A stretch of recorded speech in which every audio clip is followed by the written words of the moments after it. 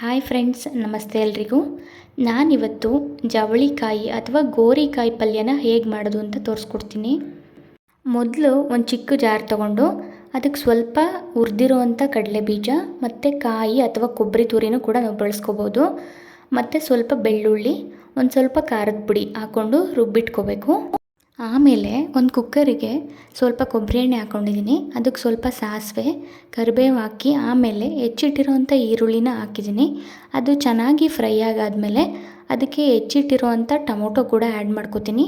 Tomato ಸ್ವಲ್ಪ ಚೆನ್ನಾಗಿ fry ಆದಮೇಲೆ ನಾನು ಉಪ್ಪನ್ನ ಹಾಕ್ಕೊತೀನಿ, ಯಾಕೆಂದರೆ ಟೊಮೊಟೊ ಕೂಡ ಸಾಫ್ಟ್ ಆಗಿರಬೇಕು. ಮತ್ತು ಶುಂಠಿ ಬೆಳ್ಳುಳ್ಳಿ ಪೇಸ್ಟ್ ಕೂಡ ಆ್ಯಡ್ ಮಾಡ್ಕೊಳ್ಳಿ, ಅದು ನಿಮಗೆ ಆಪ್ಷನಲ್, ನಾನಿಲ್ಲಿ ಆ್ಯಡ್ ಮಾಡಿದ್ದೀನಿ. ಆಮೇಲೆ ಎಲ್ಲದೂ ಚೆನ್ನಾಗಿ ಫ್ರೈ ಆದಮೇಲೆ ಹೆಚ್ಚಿಟ್ಕೊಂಡಿರೋ ಅಂಥ ಗೋರಿಕಾಯಿನ ಅಥವಾ ಜವಳಿಕಾಯಿನ ಅದಕ್ಕೆ ಸೇರಿಸ್ತೀನಿ. ಅದನ್ನು ಕೂಡ ಸ್ವಲ್ಪ ಎಣ್ಣೆಲಿ ಚೆನ್ನಾಗಿ ಫ್ರೈ ಮಾಡ್ಕೊಳ್ಳಿ.